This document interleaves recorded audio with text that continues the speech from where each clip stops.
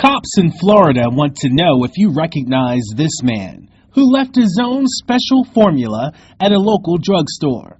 Watch the man in the blue shirt walking into a Sanford, Florida Walgreens store around 10:30 p.m. last Thursday.